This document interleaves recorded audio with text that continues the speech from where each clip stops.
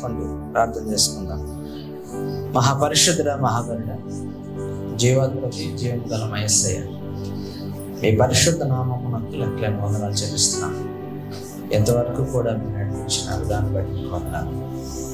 ఈ సమయంలో మమ్మల్ని మేము నీకు అప్పగించుకుంటున్నాం. ఈ వాక్యంలోనికి రావటానికి వెళ్ళడానికి ప్రవసతి కొడుతూ ఉన్నాం. అయ్యా, నీ పాదాల యొద్ద మేమంతా కూడా అయ్యా నేను ఆశీర్లయ్యను ప్రభా. మాకేది అవసరమో, ఏది కావాలో అయ్యా తండ్రి ప్రభది మేము పొందుకొని నాయన ప్రభు సంతోషంగా మమ్మల్ని ఆలోచించేటట్టు ప్రభు చూపించండి. అయ్యా తండ్రి ప్రభుని యొక్క జ్ఞానం చేత మమ్మల్ని నడిపించండి. అయ్యా వాక్యం వెల్లడి అగుట తోడనే వారికి వెలుగు కలిగించినట్లుగా మా జీవితాల్లోనికి ప్రభుని యొక్క గొప్ప వెలుగు ప్రకాశితులుగా ప్రార్థిస్తున్నాం. ఎందరైతే ప్రభు ఈ వాక్యాన్ని ఆలకించడానికి తమ హృదయం సిద్ధపరుచుకుంటున్నారో ప్రతి ఒక్కరిని కూడా స్వాధీనం తీసుకోమని, ప్రతి అడుగుల ఆటంకం లయపరచండి. బోధించుండగా నన్ను, ఆలకించుండగా ప్రియులందరినీ స్వాధీనం తీసుకోమని మా ప్రభువును రక్షకుడైన యేసు శ్రేష్టమైన నామమున అడిగి పొందుకున్నాడు వేడుకొచ్చున్నాను మా పరమ తండ్రి, ఆమేన్. దేవునికి స్తోత్రం కలుగును గాక. హల్లెలూయా. దేవునికి స్తోత్రం. గత కొన్ని వారాలుగా హోషేయ గ్రంథాన్ని మనం ధ్యానించుకుంటూ ఉన్నాం. ఏం ధ్యానించుకుంటున్నాం? ఒకవేళ దేవుడు గనక మనల్ని చూస్తే ఎవరిని చూసినట్టుగా? ఇశ్రాయేలు ప్రజలను చూసినట్లుగా మనల్ని ఆయన చూసినప్పుడు, ఇశ్రాయేలు ఏ విధంగా దేవుని దృష్టిలో వాళ్ళు దేవుని దృష్టికి కనిపించారో మనం అలా కనిపించకుండా ఉండేలాగా మన యొక్క నడతలను మనం ఏం చేసుకోవాలంటే జాగ్రత్త చేసుకోవాలి. దేవునికి స్తోత్రం. హల్లెలూయా. ఇశ్రాయేలీయులకు వారు ఆరాధించే దేవుడు ఎవరని తెలుసు? ఏమండి, వారు ఆరాధించే దేవుడు ఎవరని తెలుసు? దేవుడని తెలుసు. దేవుడని తెలిసినా సరే వారు ఆ యొక్క దేవుణ్ణి ఏ విధంగా ఆరాధించాలో అలా వాళ్ళు ఆరాధించలేకపోయారు. ఇశ్రాయేలులనే కాదు, నేడు క్రైస్తవులుగా యేసుక్రీస్తు ప్రభువారిని సొంత రక్షకునిగా అంగీకరించిన ప్రతి ఒక్కరూ చేసేది ఇదే. యేసుక్రీస్తు దేవుడని తెలుసు, యేసుక్రీస్తు రక్షకుడని తెలుసు, యేసుక్రీస్తు ప్రభువారి యొక్క నామములో రక్షించబడ్డామని తెలుసు. కానీ యేసుక్రీస్తు ప్రభువారి ద్వారా తండ్రి యొద్దకు వెళ్ళాలి, యేసుక్రీస్తు ప్రభువారి ద్వారానే ఇదిగో తండ్రికి మనం ప్రార్థన చేస్తున్నాం, యేసుక్రీస్తు ప్రభువారి ద్వారానే ఏమంటే మనము ఆ పరలోక రాజ్యమును చేరుకోగలం, యేసుక్రీస్తు ప్రభువారి ద్వారానే తండ్రితో సమాధానపరచబడగలం అనే సత్యం తెలిసినా సరే ఎందుకో నేటి క్రైస్తవ సమాజం, అంటే అందరూ కాదు, క్రైస్తవులందరూ కాదు, క్రైస్తవులలో చాలా వరకు కూడా దేవునిగా ఆరాధించటం మానేశారు. దేవునిగా ఆరాధించటం మానేసి ఏమండి ఇతర అంటే దేవునికి ఇవ్వాల్సిన ప్రాధాన్యత ఆరాధించటం మానేయటం అంటే దాని అర్థం మందిరాలకు వెళ్ళకపోవటం కాదు, దాని అర్థం ప్రార్థన చేయకపోవటం కాదు, దాని అర్థం ఏమంటే ఇంకేదో దేవుని యొక్క సన్నిధిలో ప్రతిరోజు అనుదినము చేసే విధంగా చేయట్లేదని కాదు. వీళ్ళు మందిరాలకు వెళ్తారు, ప్రార్థనలు చేస్తారు, పాటలు పాడుతారు, ఆరాధన చేస్తారు. కానీ వాళ్ళ ఆరాధన ఎలా ఉండదు అంటే హృదయపూర్వకంగా ఉండదు. వారి యొక్క భక్తి హృదయపూర్వకంగా ఉండదు. విశ్వాసాన్ని కలిగి ఉంటారు, కానీ మన విశ్వాసం దేవుని యొద్దకి చేరుస్తుందో లేదో, నా ప్రార్థన దేవుని యొద్దకు వెళ్తుందో లేదో, నా విజ్ఞాపన ఆయన ఆలకిస్తున్నాడో లేదో, ఒకవేళ నేను మరణిస్తే ప్రభు సన్నిధికి వెళ్తానో లేదో అనే అనుమానం కొద్ది నా కొరకు ప్రార్థన చేయండి, మా కోసం ప్రార్థన చేయండి అడగడం తప్పేం కాదు. ప్రార్థనా సహాయం మనం ఎంత ప్రార్థన చేసుకుంటున్నామో మన ప్రార్థనతో పాటు మన నిమిత్తమై ఇతరులు కూడా ఏం చేయాలి? ప్రార్థన చేయాలి. మనం ప్రార్థన చేసుకోకుండా, మనము దేవుని సన్నిధిలో కనిపెట్టకుండా ఇతరులు దేవుని సన్నిధిలో ప్రార్థించటం వలనో, ఇతరులు దేవుని సన్నిధిలో కనిపెట్టడం వలనో, ఇతరులు నీ నిమిత్తమే విజ్ఞాపన చేయటం వలన ఉపయోగం లేదు. అవునా? నేను భోజనం చేస్తాను కడుపు నిండా, అమ్మా ఆకలి తీరిపోయిందా అని అడిగితే ఏమంటారు మీరు? మీ సమాధానం ఏంటి? అదేంటండి మీరు భోజనం చేసి మాకు ఆకలి తీరింది అంటారేంటి? మీరు కడుపు నిండా తిని మాకు కడుపు నిండింది అంటారేంటి? దేవునికి స్తోత్రం. మనం తినాలి, మనము ప్రార్థన చేయాలి. దేవుని సన్నిధిలో ఇతరులు కూడా మన నిమిత్తం ప్రార్థన చేసేలాగా మనం మన సహోదరులని సంపాదించుకోవాలి. అందుకే ఊరకనే రాయలేదు భక్తుడు, సహోదరులు ఐక్యత కలిగి నివసించుట ఎంత మేలు, అది ఎంత మనోహరం. ఎవరికి మేలది అంటే సహోదరులకే. సహోదరులు అలాగ ఉండమన్నాడు. ఎందుకు ఉండమన్నాడు? అబ్రహాముకి ఇచ్చిన వాగ్దానంలో భాగం అది. అబ్రహామా, నీవు ఆశీర్వదించబడదు, నిన్ను ఆశీర్వదిస్తాను, నిన్ను ఆశీర్వదించిన వారిని ఆశీర్వదిస్తాను, నువ్వు ఆశీర్వదించిన వారిని కూడా నేను ఆశీర్వదిస్తాను. నిన్ను ఆశ్రయించిన నిన్ను ఆశీర్వదించిన నువ్వు ఆశీర్వదించిన ఏంటి?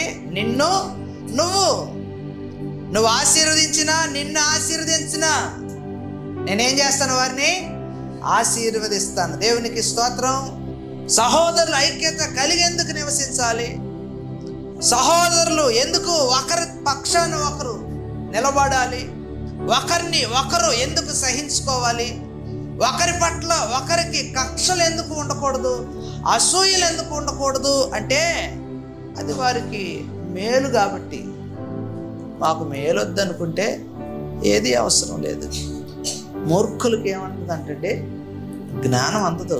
కొంతమందికి చెప్పినా వినరు, వాక్యం గద్దించినా ఆలకించరు.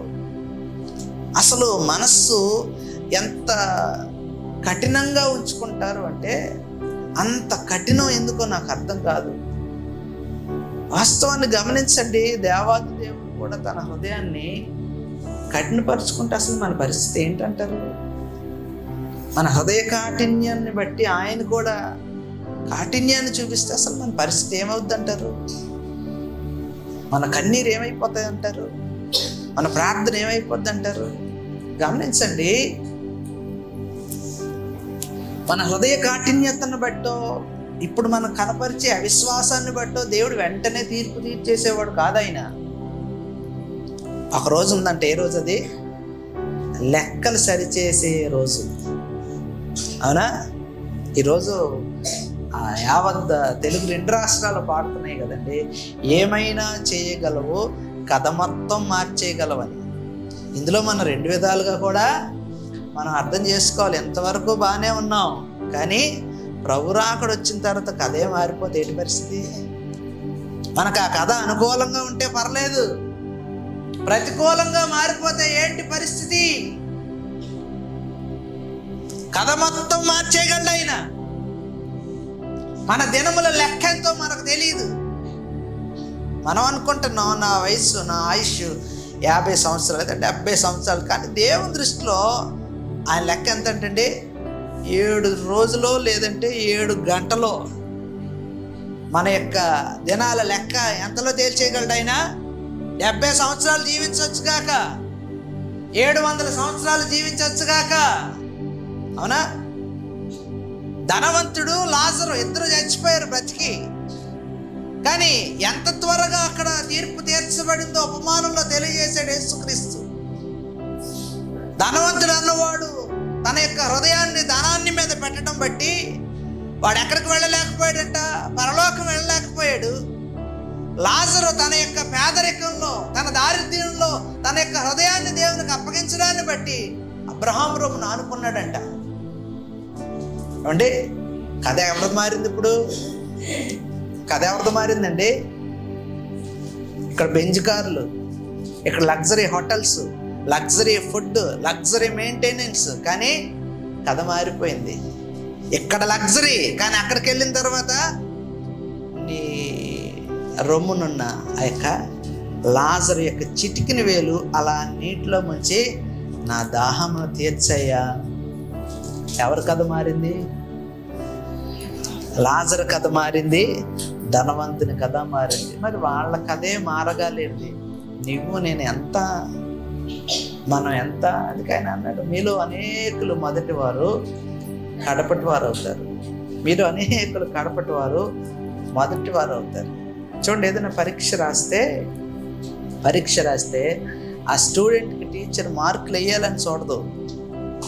ఏం చేస్తుంది? ఎక్కడ తప్పు దొరుకుతాడా, ఎక్కడ తప్పు చేస్తారు, ప్రతి పాయింట్ కూడా చదివి దానికి తగ్గట్టు మార్కులు వేస్తారు. అలాగే మన జీవితానికి కూడా ఆయన లెక్కగట్టి మార్కులు వేయాల్సిన రోజు ఒక రోజు ఉందనే విషయాన్ని మనం మర్చిపోకూడదు. ఆ రోజు మార్కులు వేయాల్సి వస్తే నీ స్కోర్ ఎంత? 10కి ఎన్ని మార్కులు వస్తాయంటారు? 100కి ఎన్ని మార్కులు వస్తాయంటారు? 10కి 10 తెచ్చుకోగలిగేంత ఏమండి భక్తిని మనం చేయగలుగుతున్నామా? 10 మార్కులు తెచ్చుకునేంత ఆరాధికులుగా ఈరోజు మనం ఉండగలుగుతున్నామా?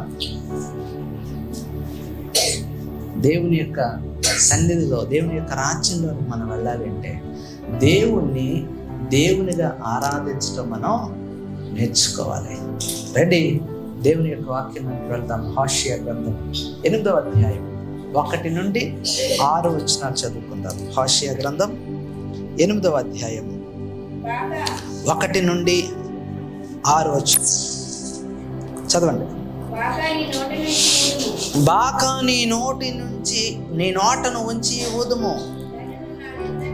జనులు నా నిబంధన అతిక్రమించి నా ధర్మశాస్త్రమును మీరి ఉన్నారు గనుక పక్షిరాజు వాలినట్టు శత్రువు యెహోవా మందిరమునకు వచ్చునని ప్రకటింపుము. వారు మా దేవా ఇశ్రాయేలు వారలమైన మేము నిన్ను ఎరిగి ఉన్న వారమే అని నాకు మొర్రపెట్టుదురు. ఇశ్రాయేలీలు సన్మార్గమును విసర్జించిరు గనుక శత్రువు వారిని తరుమును. నాకు అనుకూలులు కాని రాజులను వారు నియమించుకుని ఉన్నారు. నేను ఎరుగని అధిపతులను తమకు ఉంచుకొని ఉన్నారు. విగ్రహ నిర్మాణమందు తమ వెండి బంగారములను వినియోగించుట చేత వాటిని పోగొట్టుకొని ఉన్నారు. షోమ్రోను, ఆయన నీ దూడను విసర్జించెను. నా కోపము వారి మీద రగులుకొనెను. ఎంతకాలము వారు పవిత్రతను అందజాలకుందురు? అది ఇశ్రాయేలు వారి చేతి పనియే కదా. కంసాలి దానిని చేసెను, అది దైవము కాదు కదా.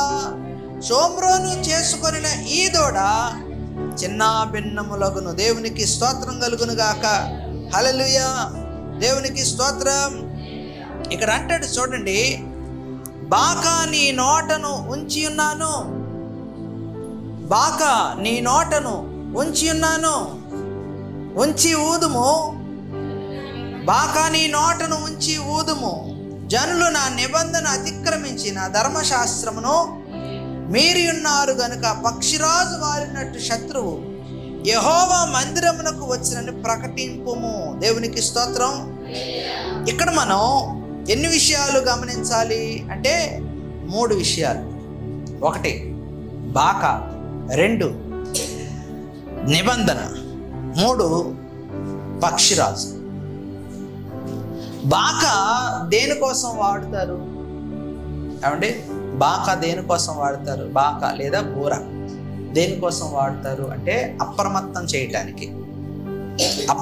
చేయడానికి. స్కూల్స్లో చూడండి కాలింగ్ బెల్స్ ఉంటాయి. పోలీసు వ్యాన్ మీద, అలాగే అంబులెన్స్ మీద, ఇప్పుడంటే ఎమ్మెల్యే ఎంపీల మీద తీసేశారు కానీ వాళ్ళు ఉపయోగించే వాహనాల మీద అండ్ యొక్క బాకాలు ఉండేవి. వాటిని హార్న్స్ అంటారు, సైరన్స్ అంటారు. మన వాడే వెహికల్స్లో వాడే హార్న్స్ కానివ్వండి ఏమండి, అలాగే గుళ్ళ మీద, చర్చిల మీద, మసీదుల మీద బాకాలు ఉండేవి. ఎందుకు ఈ బాకాలు అంటే అప్రమత్తం చేయటానికి. అంటే ఒక్కొక్క బూర, ఒక్కొక్క శబ్దం, ఒక్కొక్క బాక ఒక్కొక్క ఉద్దేశాన్ని ఒక్కొక్క విధంగా వారిని అప్రమత్తం చేస్తుంది. అయితే ఇక్కడ బాకా ఎందుకు దేవుడు ఊదమంటున్నాడు? ఇక్కడ చూడండి, ఆ యొక్క 1వ వచనంలో ఇక్కడ అంటాడు, బాకాను మీ పెదల యందు ఉంచి ఉన్నాను, దానిని మీరు ఊదండి. ఎందుకు ఊదమంటున్నాడు? ఎవరిని అప్రమత్తం చేయడానికి ఊదమంటున్నాడు ఆయన? ఎవరు అప్రమత్తం అవ్వాలి? ఎందుకు అప్రమత్తం అవ్వాలి? మీరు గమనించే ఉంటారు పల్లెటూరులో, మరి మీకు తెలుసో తెలీదో, నా చిన్నప్పుడు పల్లెటూరులో పెద్ద గుడి మీద పెద్ద గంట ఉంటుంది. 10 గంటలకు ప్రార్థన అనుకున్నాం ఫర్ ఎగ్జాంపుల్, పెద్ద బెల్ ఉంటుంది. ఎవరు ఉండరు. చిన్నప్పుడు సండే స్కూల్కి వెళ్ళేవాళ్ళు, ఎవరు వచ్చేవాళ్ళు కాదు. ఏంటి టైం అయిపోయింది, ఇంకా ఎంత 1-2 నిమిషాలు ఉండేవి అంతే. ఏమంటే ఎప్పుడైతే ఆ గంట శబ్దం అనేది గంటలాగా కొట్టేవాళ్ళు, గంట శబ్దం ఎప్పుడైతే మోగేదో ఎక్కడి నుంచి వచ్చేవాళ్ళో తెలీదు, ఏ మూల నుంచి వచ్చేవాళ్ళో తెలీదు, ఎవరో పిలిచినట్టుగా. అంటే పరుగు పరుగున మందిరాలకు వెళ్ళిపోతారు పల్లెటూరులో. ఎవరిని అప్రమత్తం చేయటానికి అంటే ఆ గంట ఆ సంఘస్థులందరినీ, ఆ గ్రామస్తులందరినీ కూడా, రండి మా అందరము కలిసి దేవుణ్ణి ఆరాధించే సమయం, మనందరము కలిసి దేవుణ్ణి ఆర్భాటించే సమయం. ఎలా ఆరాధించాలి అంటే చాలా శ్రద్ధగా ఆరాధించాలి. ఎలా పెడితే అట్లాగా ఆరాధించడానికి లేదు. ఎప్పటికన్నా వెళ్ళి చూడండి, అందరూ కలిసి ఒకే స్వరంతో నా జీవిత తీరమునా, నా అపజయ భారమునా, నా హృదయమును నడిపించుము లోతునకు, నా జీవిత తీరమునా, నా అపజయ భారమునా, నలిగిన నా హృదయమును నడిపించుము లోతునకు, నా ఆత్మ విరబూయా, నా దీక్ష ఫలింపా, నా యావన కాలియుము, నా సేవ చేకొనుము, నడిపించు నా నావా నడి సంద్రమున దేవా, నవ జీవన మార్గమున నా జన్మ తరింపా, నడిపించు నా నావా. హల్లెలూయా, దేవునికి స్తోత్రం. బోర్ అనేది దేన్ని సూచిస్తుంది అంటే అప్రమత్తం చేయడాన్ని లేదా హెచ్చరించడాన్ని సూచిస్తూ ఉంది. ట్రైన్ మూవ్ అయ్యే ముందు ఏమైంది అంటే ఫ్లైట్ వెళ్ళే ముందు హార్న్ వేస్తుందా? ఫ్లైట్ వెళ్ళే ముందు హార్న్ వేస్తుంది అంటే లేదు. ఫ్లైట్ ఎక్కడానికి ట్రైన్ ఎక్కడానికి డిఫరెన్స్ ఉంటుంది. ఫ్లైట్ ఎక్కాలంటే ఎవరిని ఎక్కిస్తారు అంటే పాస్పోర్టు, వీసా, ఇంకా ఆ ఫ్లైట్ ఎక్కడానికి తగిన ఏర్పాట్లు, సిద్ధపాటు, ఐడెంటిటీస్ అన్నీ ఉన్నవారు మాత్రమే ఫ్లైట్ ఎక్కే వెసులుబాటు. ట్రైన్ ఎలా ఎవరైనా ఎక్కొచ్చు, టికెట్ ఉండాలి. కాకపోతే కానీ టికెట్ ఉన్నా సరే రైల్వే స్టేషన్కి సమయానికి వెళ్ళకపోతే మనము ట్రైన్ అందుకోలేము. అలాగే ట్రైన్ కూడా ఎలా వెళ్ళిపోదు, టైం అయిపోగానే వెళ్ళిపోదు. దాని సమయం అయిపోగానే బయలుదేరే ముందు ఏం చేస్తుంది? హెచ్చరిక. అది ఆ యొక్క శబ్దము చేయగానే, హార్న్ మోగించగానే ప్లాట్ఫామ్ మీద ఉన్న వాళ్ళందరూ కూడా ఒకేసారి ఏం చెప్తారు? అందరికీ టాటా, బాయ్, మేము మీ ఇంటికి మీరు వెళ్ళిపోండి, మేము మా ఊరు వెళ్ళిపోతాం. దేవునికి స్తోత్రం, హల్లెలూయా. ఇక్కడ ఈ యొక్క బోరను ఇశ్రాయేలు నోట ఉంచడానికి వారిని ఏ విధంగా ఆయన అప్రమత్తం చేయాలనుకుంటున్నాడు అంటే, ఇశ్రాయేలీల మీద ఏముంది చూడండి. అక్కడ జనులు నా నిబంధన అతిక్రమించి నా ధర్మశాస్త్రంను మీరి ఉన్నారు, గనుక చూడండి, పక్షిరాజు వాలినట్టు శత్రువు యెహోవా మందిరమునకు వచ్చునని ఆ బోర ఏం చేయాలి? ఆ బోర ఏమని ఊదాలి? ఏమని ప్రకటించాలి? ఆ బోర శబ్దమునకు గల అర్థం ఏంటంట? పక్షిరాజు వాలినట్లు శత్రువు యెహోవా మందిరమునకు వచ్చును. ప్రైజ్ ద లార్డ్, హల్లెలూయా. పక్షిరాజు ఇక్కడ దేన్ని సూచిస్తుంది అంటే అష్షూరుని సూచిస్తా ఉంది. ఏమండి, పక్షిరాజు ఆ రాబందు వచ్చింది అంటే దాని అర్థం ఏంటి? ఇంకా ఇదిగో మన యొక్క కోడి పిల్లల్ని వీటన్నిటిని ఏం చేయాలి? మనం జాగ్రత్త చేసుకోవాలి. జాగ్రత్త చేసుకోకపోతే పక్షిరాజు ఆ రాబందు వచ్చి ఏం చేస్తుంది? ఎత్తుకొని వెళ్ళిపోద్ది. అది ఎత్తుకొని వెళ్ళిపోతే నష్టమా లాభమా? నష్టం. ఇక్కడ ఎవరికి నష్టం అంటే దేవుని యొక్క మందిరానికి నష్టం.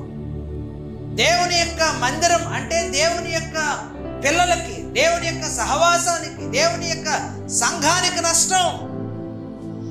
బండ మీద అంటండి ఎవరి జాడ ఉందంట? సర్పము జాడ. సంఘము మీద సర్పము జాడ, శత్రువు జాడ ఉంది. శత్రువు జాడను తెలుసుకున్నప్పుడు, శత్రువు జాడ నీకు సమీపంగా ఉన్నప్పుడు నువ్వు ఏమవ్వాలి అంటే అప్రమత్తం అవ్వాలి. అందుకే అంటాడు కదా ఆయన, మీరు శోధనలో పడకుండానట్లు మెలకువ కలిగి ప్రార్థన చేయుడి. ప్రైజ్ ద లార్డ్, హల్లెలూయా. అసలు శోధనలు ఎందుకు వస్తాయి? శోధన ఎట్నుంచి వస్తుంది? దుష్టుడు ఎలా వస్తాడు నీకు నాకు తెలియదు. వాడు ఎట్నుంచి అయినా రానివ్వండి, మనం జాగ్రత్తగా ఉన్నామంటే, మన పట్ల మనం శ్రద్ధ కలిగి ఉన్నామంటే, మన పట్ల మనం గమనించుకుంటూ ఉన్నాము అంటే ఏమవ్వచ్చు అంటే శత్రువు చేతి నుండి మనము తప్పించుకోవచ్చు. దేవునికి స్తోత్రం, హల్లెలూయా. ఇక్కడ శ్రద్ధ లేకపోతే, జాగ్రత్త లేకపోతే పక్షిరాజు ఏం చేయొచ్చు? మనల్ని మింగేయచ్చు. పక్షిరాజు మనల్ని ఏం చేయొచ్చు? పాడు చేయొచ్చు. చూడండి, యెషయా గ్రంథం 5వ అధ్యాయం. యెషయా గ్రంథం 5వ అధ్యాయం 20 నుండి 21 వచ్చిన 20-21. కీడు మేలనియు మేలు కీడనియు చెప్పుకొని చీకటి వెలుగనియు వెలుగు చీకటనియు మెచ్చుకొని వారికి ఎంచుకొని వారికి శ్రమ. ఏంటంట? కీడు మేలని, ఇంకా మేలు కీడని, చీకటి వెలుగని, వెలుగు చీకటని ఎంచుకునే వారికి శ్రమ. చాలండి, ఎంచుకునే వారికి శ్రమ. ఇది ఏ ధోరణి అంటే వాళ్ళకి తెలీదు ఇది నష్టానికి నడిపించే మార్గం అని. వాళ్ళకి తెలియదు ఇది ఇక్కట్లకి, ఇరుకులకి, ఇబ్బందులకు నడిపించే మార్గం అని. కానీ తెలిసినట్టుగా సూచాయిగా వెళ్ళిపోతూ ఉంటారు. చూడండి, ఇక్కడ దావీదు ఒక అద్భుతమైన మాట రాశాడు కదా 23వ కీర్తనలో, గాఢాంధకారం లోయలో నేను సంచరించినను ఏ అపాయం నాకు రాదు, నేను భయపడను, ఏ అపాయానికి నేను భయపడను. ఎందుకంటే ఆయన దుడ్డు కర్ర, ఆయన దండము నన్ను ఆదరించు.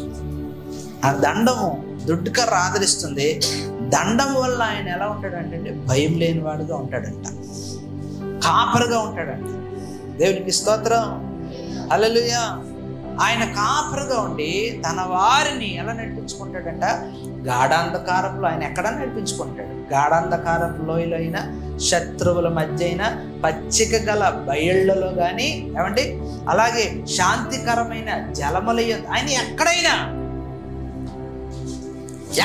నడిపించగలడు ఆయన. ఎందుకు అంటే ఆయన కాపాడుగల సమర్థుడు కాబట్టి. ఆయన మనల్ని శత్రువు వారి నుండి విడిపించగలిగే సమర్థుడు కాబట్టి. కానీ దేవుని పిల్లలుగా మనము ఏమని ఎంచుకోకూడదు?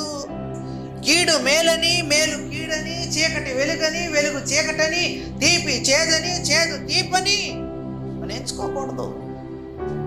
ఎంచుకోకూడదు. అంటే అపవాది మనకు ఆ విధమైన భ్రమని కలిగిస్తాడు. దేవుడు అన్నాడు ఇది వద్దు, ఇది చేయకూడదు, ఇది తినకూడదు. కానీ వాడేమన్నాడు? తినొచ్చు అన్నాడు. దేవుడు కూడదు అంటే తినొచ్చు అన్నాడు. అవునా? ఇప్పుడు ఏం తీసుకొచ్చి పెట్టారు అంటే లోకం అంతటి మీదకి వీళ్ళిద్దరూ ఆ శాపాన్ని తీసుకొని వచ్చి పెట్టారు. ఏమంటే ఇప్పుడు మనం దేవుని పిల్లలుగా, వాళ్ళంటే తెలియక చేశారు అనుకుందాం, తెలిసి కూడా చేస్తున్నారుగా. ఇప్పుడు చాలామంది తెలిసి కూడా ఇలా ఉండకూడదు అన్నా సరే అట్లనే ఉంటున్నారు కదా. ఈ కార్యాలు చేయకూడదు అని చేస్తున్నారు కదా. తెలిసి చేస్తేనే పాపం, శాపం, మన జీవితాలు ఏలుబడి చేస్తే, మరి తెలిసి చేస్తే ఏమనాలి? అందుకంటాడు వారందరికీ, అలా ఎంచుకున్న వారికి శ్రమ. అలా ఎంచుకున్న వారికి శ్రమే. శ్రమ తప్ప ఇంకేమీ సంతోషం వస్తుందని ఆయన అంటం లేదా? దేవుని యొక్క సన్నిధిలో యథార్థమైన భక్తి. ఎలాంటి భక్తి చేయమన్నాడు? ఏ గృహాలు దీవించబడతాయి అన్నాడు? ఏ జీవితాలు ఆశీర్వదించబడతాయి అన్నాడు? దేవుడు ఎవరిపై నిశ్చయముగా శ్రద్ధ నిలుపుతానన్నాడు అంటే ఆయనను వెతికిన వారికే కదా. యోబు గ్రంథం 8వ అధ్యాయం 5వ వచనం మాట మనం చదువుకున్నాం కదా. చదవండి, ఎవరైనా తీసిన మాట. యోబు గ్రంథం 8వ అధ్యాయం 5వ వచనం.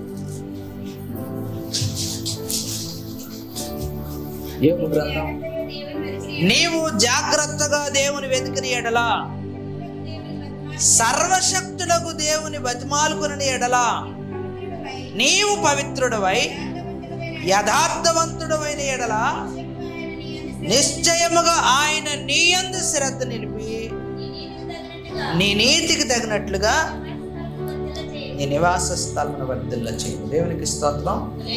వినండి ఒకసారి. దేవుని విషయాలలో మన శ్రద్ధ చూపగలిగితే ఆయన ఏం చూపగలిగాడంటే మన విషయాల్లో శ్రద్ధ చూపిస్తాడు. అవునా? దేవుని విషయాల్లో మన శ్రద్ధ చూపనట్లయితే మన విషయంలో ఆయన ఎందుకు శ్రద్ధ చూపించాలి? ఇప్పుడు మనం ఎవరినైనా పలకరించామనుకోండి, అమ్మగారు, అయ్యగారు, ప్రైజ్ లార్డ్ అంటే అది పట్టించుకోకుండా వెళ్ళిపోయారు అనుకుందాం ఫర్ ఎగ్జాంపుల్. మరి రెండోసారి మళ్ళా కనిపించినప్పుడు నువ్వు మాట్లాడతావా? పలకరిస్తావా? పలకరించగలిగే సాహసం చేస్తావా? పట్టించుకోలేదు. మన ప్రైజ్ లార్డ్ చెప్పాను, పలకరించానమ్మా, ఎలాగున్నావమ్మా, అయ్యా ఎలాగున్నావు, కేర్లెస్గా వెళ్ళిపోయినప్పుడు మనలో ఏమనిపిస్తుంది అంటే ఒక రకమైన అహంభావం. నేను మనం పలకరించినప్పుడు పలకరించలేదు, నేను ఎప్పుడెందుకు పలకరించాలి? అవునా? అది ఒక వర్షం. కానీ దేవుని పిల్లలైతే ఏం చేస్తారు? సిస్టర్ గారు, ఏంటి నా మీద కోపం ఉందా ఏంటి మీకు? ఏం బ్రదరు, నేను కోపం పెట్టుకున్నది ఏంటి? ప్రైజ్ లార్డ్ చెప్పాను, మీరు పలకరించలేదు. అట్లా చెప్పండి, నేనేమైనా నన్ను బాధ పెట్టానా? ఏ విషయంలో అయినా సరే నా మీద మీకు ఆయాసం ఉందా? దయచేసి ఆయాసం ఉంటే చెప్పండి, కోపం ఉంటే చెప్పండి బ్రదర్. మనందరం దేవుని పిల్లలం కదా, మనందరూ సహోదరులం కదా. ఏమో తెలుసో తెలియక నేను ఏదో అనేసి ఉంటానులే. తెలుసో తెలియకో, మన తప్పు లేకపోయినా తెలుసో తెలియకో నేనేదో మిమ్మల్ని బాధ పెట్టే ఉంటాను. దయతో క్షమించండి, దయతో నన్ను మన్నించండి. మనకి మీదట అలా ఉండద్దు. సహోదరుల మనం ఉంటాం. మూర్ఖులైతే దాన్ని అర్థం చేసుకోలేరు, కానీ దేవుని పిల్లలైతే వెంటనే దాన్ని రియలైజ్ అయ్యి, ఒకవేళ ఏవైనా అసమానతలు ఉంటే, ఒకవేళ ఏదైనా అసమాధానం వారి మధ్య ఉంటే వెంటనే ఏం చేస్తారు? దేవుని యొక్క నామాన్ని ఘనపరిచే ప్రయత్నం చేస్తారు. ప్రజలో మనం ఒకరిని ఒకరు సంభాషించుకున్నప్పుడు, ఒకరితో ఒకరు మనం కూడుకున్నప్పుడు మన మధ్య ఎవరున్నారనే సత్యాన్ని గ్రహించాలంటే పరిశుద్ధాత్మ దేవుడు సర్వసత్యంలోనికి నడిపించే దేవుడు కదా. పరిశుద్ధాత్మ దేవుని ఆరాధించే మనం, పరిశుద్ధాత్మ దేవుడిగో మనతో ఉన్నాడని విశ్వసించే నీవు, నేను, మనందరము కూడా పరిశుద్ధాత్మను దుఃఖపరిచే విధంగానో, పరిశుద్ధాత్మ దేవుడు బాధపడే విధంగానో, పరిశుద్ధాత్మను మనం నిర్లక్ష్య పెట్టే విధంగానో మన ధోరణి ఉండకూడదు. ఒకరి ఎడల ఒకరు శ్రద్ధ కలిగి ఉండాలంట. ఎఫెసీయులకు రాసిన పత్రిక 4వ అధ్యాయం 1వ వచనంలో అదే మాట రాయబడి ఉంది.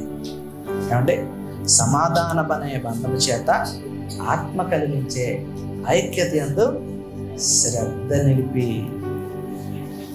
దేవుని పిల్లల్లో ఉండాల్సిన శ్రద్ధ, ఏమంటే దేవుని పిల్లల్లో ఉండాల్సిన శ్రద్ధ, దేవుని విషయాల్లో మనం కనపరచాల్సిన శ్రద్ధ మనం కనపరచగలిగితే చదవండి, పూర్తి చేయండి అన్నమాట. ఎఫెసీయులకు రాసిన పత్రిక 4:1 కాబట్టి మీరు సమాధానం అనే బంధం చేత ఆత్మ కలిగించు ఐక్యత కాపాడుకొనుట యందు శ్రద్ధ కలిగిన వారై ప్రేమతో ఒకరినొకరు సహించుచు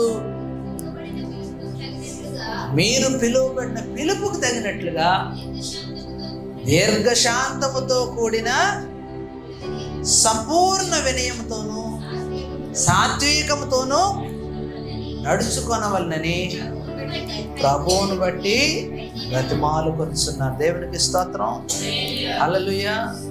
3 విషయాలు చెప్పాడు ఇక్కడైనా. ఒకటేంటంట, ఇద్దరు సహోదరుల మధ్య ఏ బంధం ఉండాలి? ఆ బంధం పేరేంటంట? ఆ బంధం పేరేంటండి? సమాధానం అనే బంధం అంట. ఎలా కలిగింది ఆ బంధుత్వం? ఆత్మదేవుడు కలిగించాడంట. Praise the lord. ఆత్మదేవుని బట్టి ఇద్దరు సహోదరులు ఎవరయ్యారు? బంధువులు అయ్యారు. ఆ బంధుత్వం పేరేంటి? అన్నదమ్ముల బంధం కాదు, ఏమండి, బావమరుదుల బంధం కాదు. ఏ బంధం అది? ఆ బంధం పేరు సమాధానం అనే బంధం. ఇప్పుడు ఆ బంధాన్ని మనం ఏం చేయాలి? కాపాడుకోవాలి. చూడండి, రక్త సంబంధం ఉందనుకోండి, ఆటోమేటిక్గా బాధ్యత ఉంటుంది. ఇది రక్త సంబంధం కాదు. ఏ బంధం ఇది?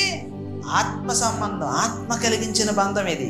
కాబట్టి మనం శ్రద్ధ కలిగి ఉండాలి. ఎందుకు శ్రద్ధ కలిగి ఉండాలంటే, ఏమంటే నిర్లక్ష్యం వహిస్తే ఏమైందంటే ఆ యొక్క బంధం పోతుంది. ఆ బంధం పోతుంది. గత రాత్రి మనం నేర్చుకున్నాం కదా, బలిపీఠం మీద అగ్ని నిత్యము మండుతూనే ఉండాలంట.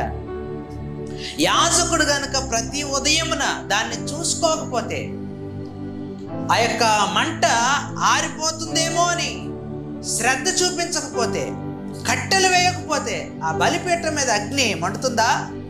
మంటది, ఆగిపోతుంది.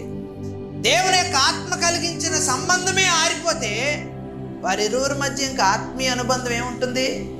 సహోదరత్వం ఏముంటుంది? సమాధానం ఏముంటుంది? ఏమండి, చూసినప్పుడు ప్రైజ్ లార్డ్, చూడకముందు నీ ప్రైజ్ లార్డ్ ఎవరికి కావాలి? నీ ప్రైజ్ లార్డే, నా ప్రైజ్ లార్డే. చాలా మంది ఇక్కడే ఆగిపోతారు. నా ప్రైజ్ లార్డ్ నాదే, నీ ప్రైజ్ లార్డ్ నీదే అన్న దగ్గర ఆగిపోతారు. ఆగిపోకూడదు. మనం ఎందుకు ఆగిపోకూడదు అంటే, ఆగిపోతే దేవుని యొక్క కార్యమును మనం నెరవేర్చలేము. మనం అక్కడే ఉండిపోవాల్సి వస్తుంది. దానివల్ల మనం జీవితంలో ఏం తెచ్చుకుంటామంటే కోరండి శ్రమ. ఆత్మ ద్వారా మనం నడిపించబడకపోతే, ఆత్మ సహాయమే లేకపోతే చాలా కష్టం. ఆత్మ సహాయం చేతనే 40 దినాలు దేవుని సన్నిధిలో గడపగలిగాడు. ఆత్మ సహాయం చేతనే శిలువ శ్రమలు అనుభవించగలిగాడు. ఆత్మ సహాయం చేతనే నిందలు అవమానాలు భరించగలిగాడు. మరి యొక్క ఆత్మ సహాయం ఆయనకే కావాల్సి వస్తే నీవు నేను సాధారణమైన వాళ్ళం. మనకొద్దా ఆయన సహాయం? మనకొద్దా? కావాలి ఖచ్చితంగా. ఆ యొక్క అనుబంధం, ఆ యొక్క బంధం ఎక్కడి నుండి ఎక్కడి వరకు నడిపిస్తుందంటే మనల్ని దేవుని యొక్క రాజ్యం వరకు. దేవునికి స్తోత్రం, హల్లెలూయా. దీన స్థితి అందునా సంపన్న స్థితి అందునా, దీన స్థితి అందునా సంపన్న స్థితి అందునా, నడచినను ఎగిరినను ఈ ఆత్మ కలిగి తుందునే, నిత్యము ఆరాధనకు నా ఆధారమా, స్తోత్ర బలులు నీకే అర్పించదేసయ్యా. రాజా జగమేగిన నా యేసు రాజా, రాగాలతో అనురాగాలు కురిపించిన అనుబంధము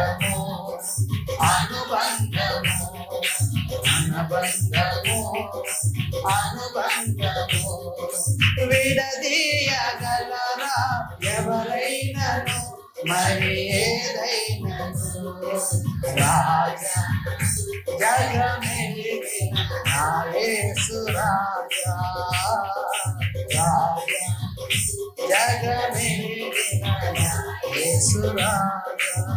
హల్లెలూయా. దేవునికి స్తోత్రం. దేవునితో మన బంధం ఎలా ఉండకూడదు అంటే విడిపోయే బంధాలుగా మనం ఉండకూడదు. విడదీయరాని బంధాన్ని మనము పెనవేసుకుని వెళ్ళిపోవాలంట. దేవునికి స్తోత్రం. హల్లెలూయా. దుష్టుడు ఏ సందు దొరుకుద్దా కట్ చేద్దామని చూస్తాడు. మనం చూడకూడదు. అలాగని పని పాట లేకుండా పిచ్చాపాటి మాట్లాడుకోకూడదు.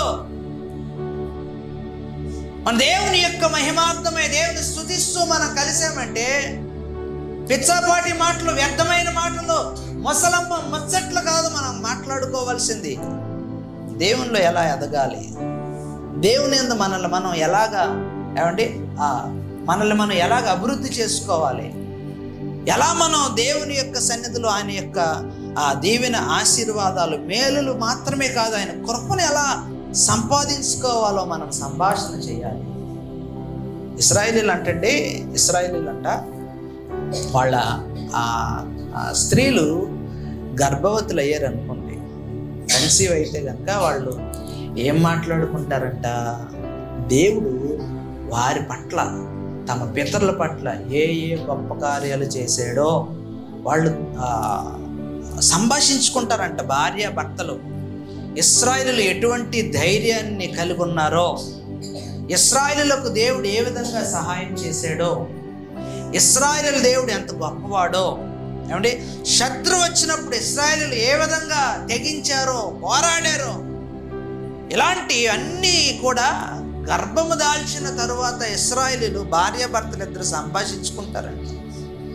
వాళ్ళు పుట్టి పెరిగి పెద్దవాళ్ళు అయిన తర్వాత అండి ప్రతి యవనస్తురాలు కూడా సైన్యంలో చేరిపోతారంటండి. Praise the lord. ప్రతి పౌరుడు కూడా, ఇశ్రాయేలీలందరూ కూడా ప్రతి పౌరుడు ఒక సైనికుడు. స్త్రీ కానివ్వండి, పురుషుడు కానివ్వండి, అమ్మాయి కానివ్వండి, అబ్బాయి కానివ్వండి, ఒక సైనికుడు. ఎలా సాధ్యమైంది?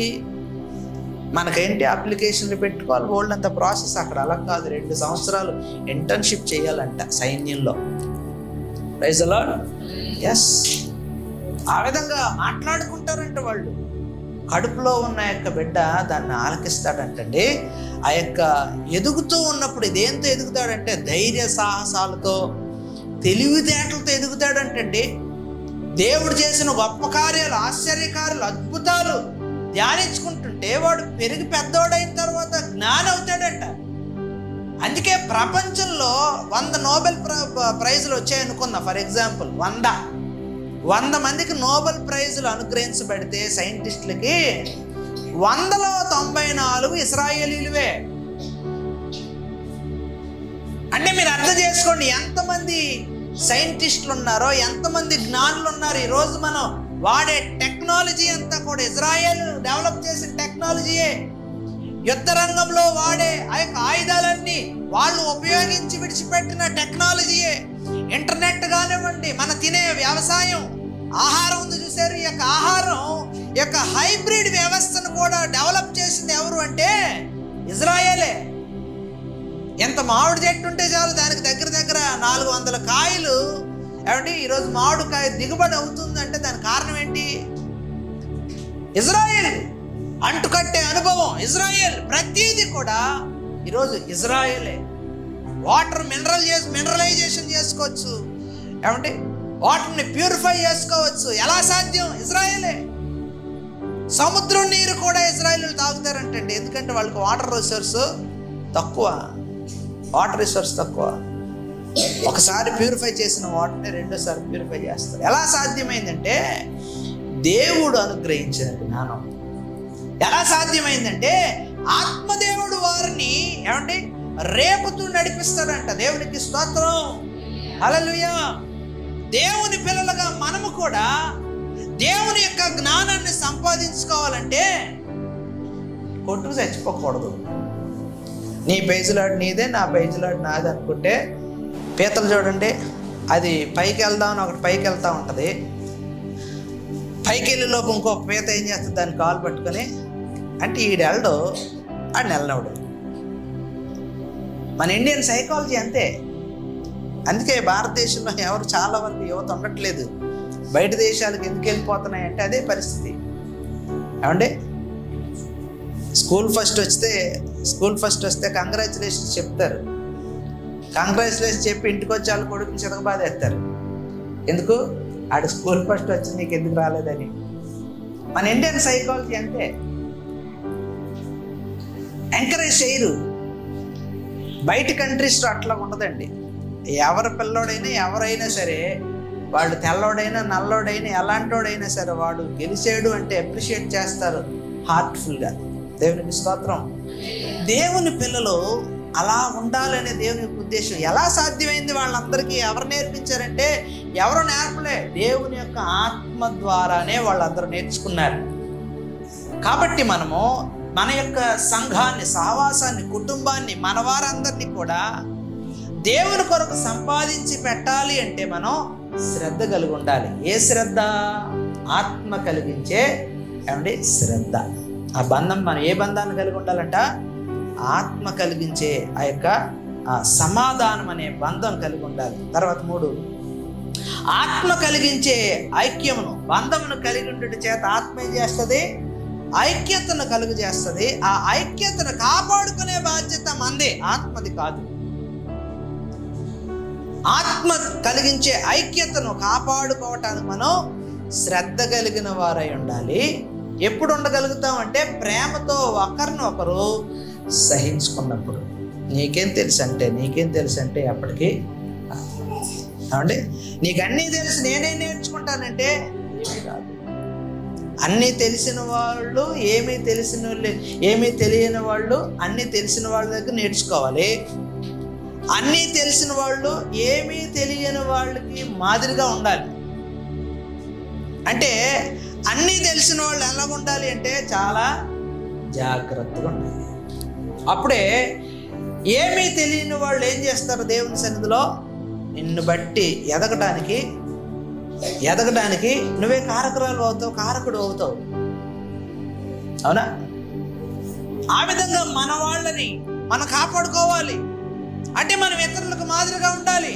మనందరికి పెద్దోడు ఎవరు అంటే అపోస్తులైన పౌలు. ఆయన అంటాడు, నేను క్రీస్తుని పోలి నడుచుకున్న ప్రకారం మీరు నన్ను పోలి నడుచుకోండి. కాబట్టి దేవుని ప్రియబిడ్డలారా,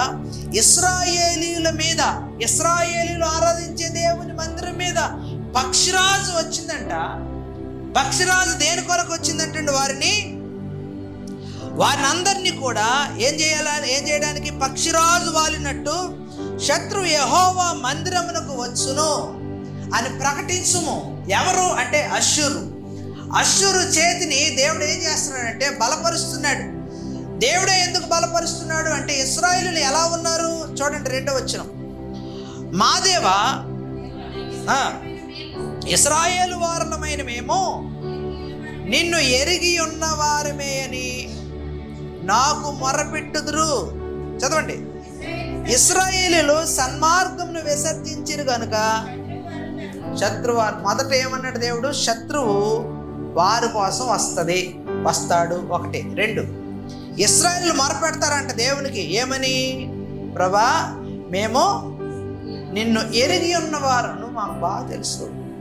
ఏమని ప్రార్థన చేస్తావు? మా దేవా యెహోవా, నీ సన్నిధిలోకి కానుకలు తీసుకొస్తున్నాను, అర్పణలు తీసుకొస్తున్నాను, దశభాగం ఇస్తున్నాను, ప్రార్థన చేస్తున్నాను, కన్నీరు కారుస్తున్నాను, ఉపవాసాలు ఉంటున్నాను అని ప్రార్థన చేస్తారు. చేయటం అయితే ప్రార్థన చేస్తారు, కానీ ఏముండదు? దేవుడు ప్రార్థన ఆలకిస్తాడు అనే సోయి ఉండదు. దేవుడు ప్రార్థన ఆలకిస్తాడు, దేవుడు నా మొర వింటాడు అనే సోయి ఉంటే కేవలం ప్రార్థన దగ్గర ఆగిపోరు. ఏం చేస్తారు? దానికి తగిన వారంగా ఉన్నామో లేదో కూడా వాళ్ళు చూసుకుంటారు. దేవుని సంఘము ఇప్పుడు ఎలా ఉంది అంటే ఎక్కడ చూసినా ఇది అది ఇక్కడ అక్కడ నేను లేదండి. ఈ రోజుల్లో విమర్శకులు ఎక్కువైపోయారు. విమర్శకులు అంటే విమర్శించేవారు కాదండి, ఎక్కడ ఎలా ఉందో తెలియచేసేవారు. విమర్శ వేరు, విమర్శలో కూడా 2 రకాలు, సద్విమర్శ ఉంటుంది ఏమండి, అలాగే ఇంకో విమర్శ కూడా ఉంటుంది. అవునా? ఏ విమర్శ అంటే సద్విమర్శ నేను మాట్లాడుతున్నాను, వేరొకటి నేను మాట్లాడటం లేదు. ఎవరు ఎలా ఉన్నారో, ఎక్కడ ఎలా ఉందో చూసుకునే హెచ్చరించే భారం, బాధ్యత ఎవరిలో ఉండాలి అంటే ప్రతి ఒక్కరిలోనూ ఉండాలి. ఫర్ ఎగ్జాంపుల్, మీ పిల్లల నిమిత్తమై మీరు ఏదైనా వారికి జాగ్రత్త చెప్పాలనుకుంటే ఎలా చెప్తారు చెప్పండి? మీ పిల్లలకే జాగ్రత్త చెప్పాలి, ఎలా చెప్తారు చెప్పండి? జాగ్రత్త చెప్పాలి. నడుచుకొని వెళ్తున్నాడు రోజు స్కూల్కో కాలేజ్కో లేదా బస్ ఎక్కి వెళ్తున్నాడు అనుకుందాం, ఏం చెప్తారు? నాన్న హీరోలా వెళ్ళి హీరోలో వచ్చి అంటారా? అన్న రన్నింగ్లో బస్ ఎక్కు, ఆగినప్పుడు ఎక్కొద్దు, నువ్వు హీరోలో ఉండవు, రన్నింగ్లో బస్ ఎక్కు, రన్నింగ్లో దిగు అని ఎవరైనా చెప్తారా? ఏం చెప్తారు? నడుచుకొని వెళ్ళినప్పుడు కూడా మా ఇంట్లో మా డాడీ అలాగే చెప్పారు, రే లెఫ్ట్ సైడ్ ఎడం చేతి వైపు వెళ్ళాలి, ఎడం చేతి వైపు వెళ్ళాలి, బస్సు ఆగిన తర్వాత ఎక్కాలి. వినివాళ్ళం కాదు కదా, వినివాళ్ళం కాదు. రన్నింగ్లో దిగడం అప్పుడే అలా 7th 8th క్లాస్లో బస్సు రన్నింగ్లో దిగేవాడు. స్టైలు ఎంతకాలం స్టైలు? ఏదో రోజు పడతాం కదా, పడినప్పుడు ఏదో తగులుతాయి కదా. అవునా? మన బిడ్డలకు జాగ్రత్త మనం అట్లనే చెప్తాం, జాగ్రత్తగా వెళ్ళు, లెఫ్ట్ సైడ్ వెళ్ళు, సైకిల్ తొక్కుతున్నావా జాగ్రత్త, టర్నింగ్స్లో చూసుకొని వెళ్ళు. అవునా? మన బిడ్డల పట్ల మనం ఎలా జాగ్రత్త చెప్పుకుంటాం, అలాగే దేవుడు కూడా తన బిడ్డలకు ఆ విధంగానే ఆయన నడిపిస్తాడంట, ఆ విధంగానే ఆయన జాగ్రత్త చెప్తాడంట. కానీ దాన్ని ఆలకించే పరిస్థితుల్లో ఎవరు ఉండాలి అంటే దేవుని పిల్లలుగా మనం ఉండాలి. ఇక్కడ అంటారు, ఇశ్రాయేలు ప్రభువా నిన్ను మేము ఎరుగుదుము అని వారే మొరపెడతారంట. కానీ ఏం విడిచిపెట్టేశారు? సన్మార్గాన్ని విసర్జించేశారు. సన్మార్గాన్ని విసర్జించేసి ఎలా బ్రతుకుతున్నారంటే దేవునికి నాకు సంబంధం లేదన్నట్లుగా. కేవలం ఎలా ఉంటుంది అంటే, నేను ఎంతమంది బాప్తిసం తీసుకున్నారు అంటే అంతమంది చేయెత్తారు, ఎంతమందిలో మారు మనసు ఉందంటే ఎంతమంది చేయెత్తారు చెప్పండి. ఇప్పుడు అదన్నమాట సంగతి. బాప్తిసం తీసుకున్న వాళ్ళు అందరూ, కానీ మారు మనసు ఉన్న వాళ్ళు మటుకు కొందరే. ఇప్పుడు దేవునికి ఎవరు కావాలి? బాప్తిసం తీసుకున్న వాళ్ళు కావాలా, మారు మనసు పొందిన వాళ్ళు కావాలా? అంటే మనలో మనం ఏం కలిగి ఉండాలి? మారు మనసు కలిగి ఉంటే బాప్తిసం తీసుకున్నందుకు మనకి మేలు, ఉపయోగం. మారు మనసు లేకుండా బాప్తిసం తీసుకోవడం వల్ల ఉపయోగం ఉందంటారా అంటే ఉపయోగం లేదు. మారు మనసు లేకుండా మన రక్షణ జీవితాన్ని మనం కొనసాగించలేం. మన రక్షణ జీవితాన్ని విజయవంతంగా మనం ముందుకు తీసుకొని వెళ్ళలేం. కాబట్టి దేవుని ప్రియబిడ్డలారా, దేవుని సన్నిధిలో మొరపెట్టడం ప్రాముఖ్యం కాదు, దేవుడు మన ముందుంచిన సన్మార్గాన్ని అనుసరించడం ప్రాముఖ్యం. ఆయన అంటాడు కదా, గొర్రెల పోవు ద్వారమును నేనే. స్కానింగ్ అక్కడే అయిపోద్ది. గొర్రెల పోవు ద్వారం నేనే. ఎవడైనా సరే వెళ్ళాలనుకుంటే తండ్రి వద్దకు ఎలా వెళ్ళాలి? నా ద్వారా తప్ప ఎవడు కూడా ఎక్కడికి వెళ్ళలేడు, లోపలికి వెళ్ళలేడు, బయటికి రాలేడు. లోపలికి వెళ్ళలేడు, బయటకు రాలేడు. ఒకవేళ వెళ్తే వాడు ఎవడంటే దొంగ అవుతాడు, 2 దోచుకునేవాడు అవుతాడు. దేవునికి స్తోత్రం, హల్లెలూయా. కాబట్టి ఇశ్రాయేలు ఇప్పుడు ఏం తెలుసుకోవాలి? ఇశ్రాయేలు ఏం తెలుసుకోవాలి అంటే, దేవుని సన్నిధిలో మొరపెడుతున్నాం, మేము దేవునికి అనుకూలంగా లేము అని తెలుసుకోవాలి. దేవునికి స్తోత్రం, అవునా? దేవుని పిల్లలు ఏం తెలుసుకోవాలి? ఆయన సన్నిధిలో ప్రార్థన చేస్తున్నాను, అయిపోయింది ఈరోజు ప్రార్థన, 2 గంటలు చేశాను, 3 గంటలు చేశాను కాదు. ప్రార్థన దేవుని సన్నిధికి వెళ్ళాలి అంటే దానికి దేవుడు పెట్టిన షరతు ఏంటంటే వాళ్ళు సన్మార్గాన్ని కలిగి ఉండాలి. సన్మార్గాన్ని విసర్జించిన వారిగా ఉంటే ప్రార్థన ఏంటి? దావీదు అన్నాడు కదా, నేను చిరకాలం యెహోవా మందిరంలో నివాసం చేస్తాను, కృపాక్షేమములే నా వెంట వస్తాయి. కానీ ఇక్కడ దేవుడు ఏమంటున్నాడు? శత్రువాడిని తరుముతుంది అని. ఎవరినంట? సన్మార్గాన్ని విసర్జించిన వాడిని శత్రువు తరుముతుంది. దావీదు ఏమంటున్నాడు? దేవుని మందిరంలో నివాసం చేస్తే నాకు కృపాక్షేమములు నా వెంట వస్తాయి. Praise the Lord. ఇప్పుడు మనకి ఏది క్షేమం? దేవుడు అదే చెప్తున్నాడు. దావీదు కూడా అదే నేర్చుకున్నాడు కాబట్టే కదా ఈరోజు దేవుని పిల్లలుగా నీవు చేసే ఆ భక్తి, నీవు కలిగి ఉన్న విశ్వాసం, దేవుని సన్నిధిలో మొరపెడుతున్నావు. సరే, నేను ఏదైనా శ్రమ, ఏదైనా శత్రు అనే కీడు ఏదైనా వెంటాడుతుందేమో, ఏంటి నాకు ఇలాంటి శ్రమలు ఒకదాని తర్వాత ఒకటి వస్తున్నాయి. చేయి తీస్తే కాలు వెళ్ళిపోతుంది, కాలు తీస్తే చెయ్యి వెళ్ళిపోతుంది, ఒకదాని తర్వాత ఒకటి శత్రువు తరిగినట్టుగా నన్ను శ్రమలు తరుముతున్నాయేంటి అనే పరిస్థితి ఒక దివాడు నీ జీవితంలో ఉంటే వెంటనే దేవుని యొక్క పాదాల దగ్గరికి వచ్చేసే, ప్రభా ఇదిగో ఎంతవరకు తెలుసో తెలియకో నీ సన్నిధిలో నీ మార్గాన్ని నేను విడిచాను, ఎక్కడి నుండి నడుచుకుంటాను అని దేవునికి అప్పగించేసుకోగలిగితే దేవుడు ఏం చేస్తాడంటే శత్రువు యొక్క భయం నీలో నుండి లేకుండా చేస్తాడు. దేవునికి స్తోత్రం కలుగునుగా. హల్లెలూయా. దాని తర్వాత చూడండి, తర్వాత మాట చదువుదాం. నాకు అనుకూలులు కాని రాజులను మీరు వారు నియమించుకున్నారు, నేను ఎరుగని అధిపతులను తమకు ఉంచుకొని ఉన్నారు, విగ్రహ నిర్మాణమందు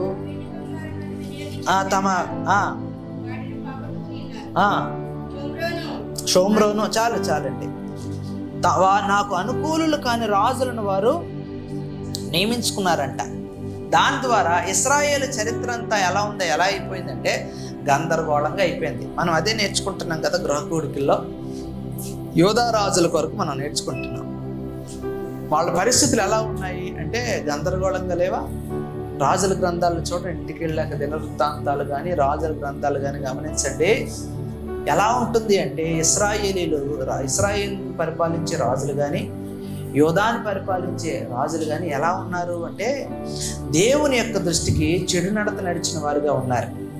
దేవుని దృష్టికి చెడు నడత నడిచిన వారుగా ఉండటం ద్వారా వాళ్ళు ఎలా మిగిలిపోయారంటండి, సత్పరిపాలన చేయలేకపోయారు. సరికదా, వారు దీవెనకరంగా ఆశీర్వాదకరంగా వాళ్ళు ఉండలేకపోయారంట. గందరగోళమైన పరిస్థితులు వాళ్ళు కలిగి ఉన్నారు. అవునే. కాబట్టి తమకు అనుకూలుల్ని నియమించుకోవటం వలన, తమకు అనుకూలమైన నిర్ణయాలు తీసుకోవటం వలన ఏమండి మనం ఏమవుతామంటే మన జీవితాల్లో గందరగోళమైన పరిస్థితులు ఏర్పడతాయి. గందరగోళమైన పరిస్థితులు, పాలుపోలేని పరిస్థితులు ఏర్పడతాయి. కాబట్టి దేవుని ప్రియబిడ్డలారా, ఇక్కడ ఇశ్రాయేలీయులు అదే చేశారు. నాకు అనుకూలులు కాని రాజులను వారు నియమించుకున్నారు, నేను ఎరుగని అధిపతులను తమకు ఉంచుకొని ఉన్నారు. నిజానికి వీళ్ళిద్దరినీ కూడా ఎవరు నియమించారంటే దేవుడే. ఎవరో చెప్పండి?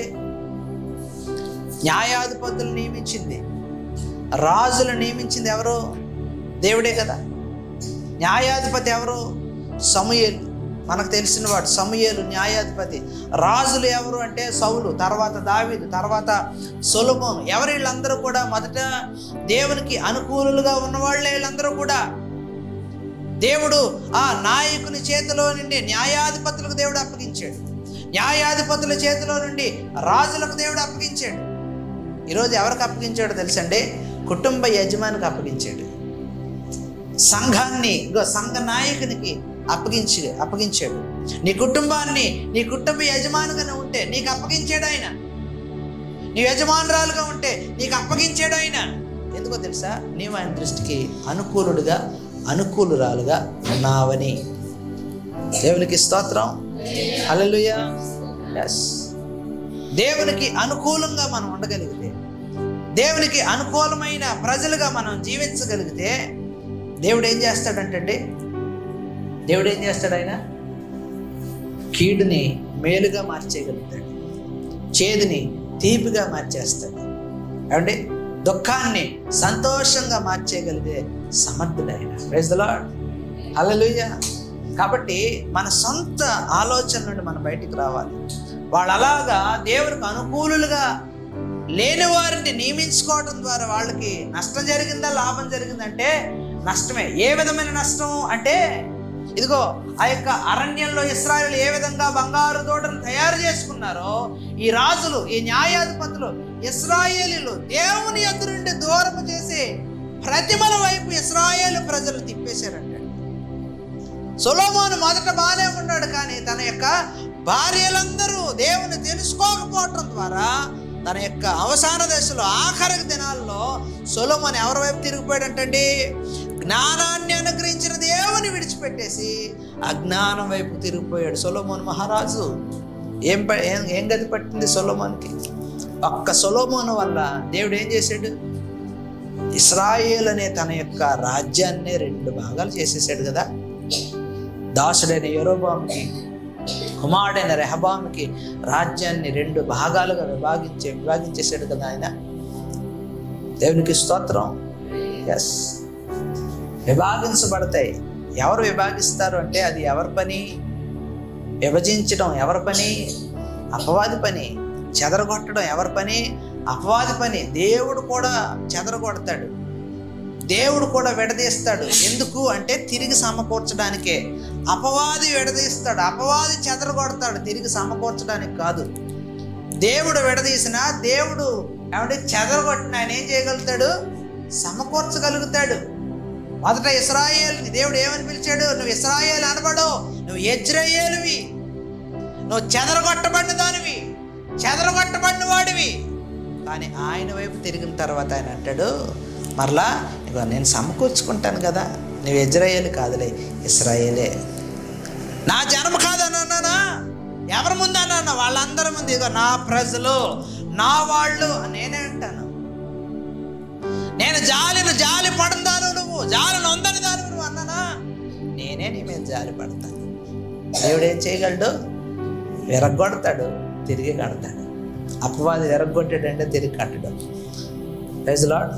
అపవాది విరగొట్టిన దాన్ని దేవుడు తిరిగి కట్టడు, మనమే కట్టుకోవాలి. మీకు అర్థమైందా? దేవుడు విరగొడితే దేవుడు తిరిగి కడతాడు. అపవాది విరగొడితే, అపవాది పడగొడితే, అపవాది కట్టడు. మనం దేవుడు కట్టడు. అపవాది పడగొట్టినా, అపవాది చెదరగొట్టినా, అపవాది మనల్ని పాడు చేసినా దేవుడు చేయడు. ఇదిగో మనల్ని మనం బాగు చేసుకోవాలి. దేవుడు త్వరగా కలగజేసుకోడు, మనల్ని మనం కట్టుకోవడం రావాలి. మన తప్పును మనం తెలుసుకోవడం, మన దేవుని వైపు తిరగడం, మనం తిరిగి దేవుని యొక్క కృపను పొందుకోవడానికి తప్పించటం. ఇది కొంచెం సాధ్యమా అంటే అసాధ్యం. ఎందుకంటే చరిత్రలో నేను ఎక్కడ చూడలే. మరి అపవాది దేవుడు కట్టడం అనేది నేను ఎక్కడ చూడలే. అవునా? ఇస్కారియోతు యూదా ఏమయ్యాడు? కట్టుకున్నాడా? కట్టబడ్డా? సౌలు కట్టబడ్డా? వీళ్ళెవరు కట్టబడలేదు. కానీ దావీదు కట్టబడ్డాడు. దావీదు కట్టబడ్డాడు. శాంసన్ కట్టబడ్డాడు. దేవునికి స్తోత్రం. హల్లెలూయా. ఎస్, దేవుడు తిరిగి మనల్ని కడతాడు. పడగొట్టువాడు ఆయనే, తిరిగి నిలబెట్టేవాడు ఆయనే, గాయము చేసేవాడు ఆయనే, గాయాన్ని కట్టేవాడు ఆయనే. Praise Lord. దేవునికి స్తోత్రం. దేవుని కుమారునిగా, దేవుని కుమార్తెగా, దేవునికి అనుకూలమైన స్థితిగతులను కలిగి ఉన్నావా? అనుకూలమైన ఆలోచన చేస్తున్నావా? అనుకూలమైన నడవడికలను కలిగి ఉన్నావా? జాగ్రత్త. పక్షిరాజుని పైన ఉంది, శత్రువు నీ పైన ఉంది, సర్పము జాడ ఇదిగో నీ పైన ఉంది. ఆ సర్పము నుండి, పక్షిరాజు నుండి రక్షించుకోవాల్సిన బాధ్యత నీదే. జాగ్రత్త పడే బాధ్యత నీదే. శ్రద్ధ వహించాల్సిన బాధ్యత నీదే. దేవునిగా ఆరాధించాల్సిన బాధ్యత నీదే. సన్మార్గాన్ని విడిచిపెట్టేసి, దేవునికి అనుకూలమైన మార్గాన్ని విడిచిపెట్టేసి, దేవుణ్ణి మెప్పించే భక్తిని, దేవునికి నచ్చే భక్తిని, నచ్చే వ్యక్తిత్వాన్ని విడిచిపెట్టేసి ప్రభువా యేసయ్యా అనుకోవడం వల్ల ఉపయోగం లేదు. ఈ రోజైనా సరే, ఈ క్షణమైనా సరే నీ యొక్క ఆలోచన మార్చుకో. ఈసారైనా సరే, ఈ రోజైనా సరే ఇదొక తలంపు మార్చుకో. నీకు అనుకూలమైన భక్తి చేస్తూ, నీకు అనుకూలమైన కంఫర్ట్ జోన్లో ఉండాలనుకోకు. నీకు అది కంఫర్ట్ అయి ఉండొచ్చు, కానీ అది అప్పటికీ కూడా కంఫర్ట్ కాదు. మనం ఆలోచించుకుంటే ఏమని ఆలోచించుకుంటాం? ఎంత చదివాం కదా, కీడు నుంచి మనకు ఎలా కనిపిస్తుంది? మేలుగా మన ఆలోచన. కానీ దేవుని దృష్టికి అది కీడు. దేవునికి అప్పగించుకుంటే దేవుడు ఏం చేయగలడు? ఆ కీడుని మేలుగా మారుస్తాడు. మనకు ఆలోచించుకుంటే అది వెలుగు, కానీ అది చీకటి అంటాడు కదా. లోకమంతా కూడా ఏముంది? చీకటే. దేవునిలో ఉన్న వెలుగు లోకంలో ఉన్న చీకటి గ్రహించలేకపోతుంది. ఎందుకు?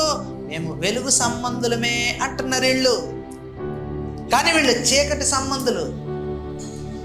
మేము ఆత్మ సంబంధులమే అంటున్నారు వీళ్ళు, కానీ వీళ్ళు శరీర సంబంధులు. బయటకు ఒక మేకప్ ఏంటంటే ఆత్మ సంబంధులమని. దేవునికి స్తోత్రం, హల్లెలూయా. ప్రతి విషయంలో కూడా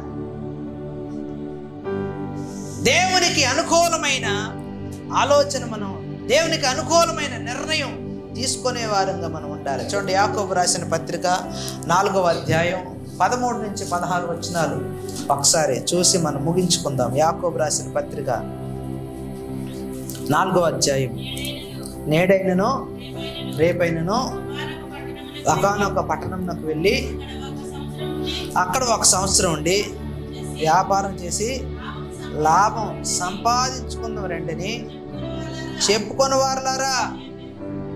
రేపేమి సంభవించునో మీకు తెలియదు. మీ జీవం ఏ పాటిది? మీరు కొంతసేపు కనబడి అంతలో మాయమైపోవు ఆవిరి వంటి వారే. కనుక ప్రభు చిత్తమైతే మనము బ్రతికి ఉండి ఇది చేతము అది చేతమని చెప్పుకొనవాలి. దేవునికి స్తోత్రం, హల్లెలూయా. మనం ఏం చెప్పుకోవాలంటే రేపు అది చేసేస్తాము, రేపు ఇది చేసేస్తాము అని కాదు. మన ప్రతి మాటలో ఏముండాలంటే ప్రభు చిత్తమైతే, చెప్పండి, ప్రభు చిత్తమైతే ప్రతి విషయంలో కూడా అది చేద్దాం ఇది చేద్దాం అని కాదు. అమ్మా బండి ఎప్పుడు కొంటారమ్మా అంటే ఏం చెప్పాలి? వచ్చే సంవత్సరం బియ్యం పొందుతుందండి, కొనేద్దాం అనకూడదు. ప్రభు చిత్తమైతే వచ్చే సంవత్సరం తీసుకుంటాం. ప్రైజ్ లార్డ్, హల్లెలూయా. అయ్యా పెళ్ళి ఎప్పుడు చేసేద్దాం అంటే ఇక ఈ సంవత్సరం ముహూర్తాలు చూసేస్తున్నాం, పెళ్లి సంబంధం చేసేద్దాం అనకూడదు. ప్రభు చిత్తమైతే ప్రార్థన చేయండి, ఈ సంవత్సరం పెళ్లి చేసేద్దాం. ప్రతి విషయంలో కూడా మనం ఏం చేయాలి? అది చేస్తాం ఇది చేస్తాం అనకూడదు. ప్రభు చిత్తమైతే చేస్తాం, ప్రభు చిత్తమైతే ఇదిగో ముందుకు వెళ్తాను, ప్రభు చిత్తమైతే ఆలోచిస్తాను, ప్రభు చిత్తమైతే నిర్ణయిస్తాను, ప్రభు చిత్తమైతే ముందుకెళ్తాను. ప్రభు చిత్తం కాకపోతే ప్రైజ్ ది లార్డ్ ప్రతి విషయంలో కూడా అది చేస్తాం ఇది చేస్తాం అనకూడదు. ఎందుకు అనకూడదంటే ఈరోజు మనం అన్నాము, కానీ రేపు అన్నవారం ఉంటామో లేదో మనకు తెలియదు.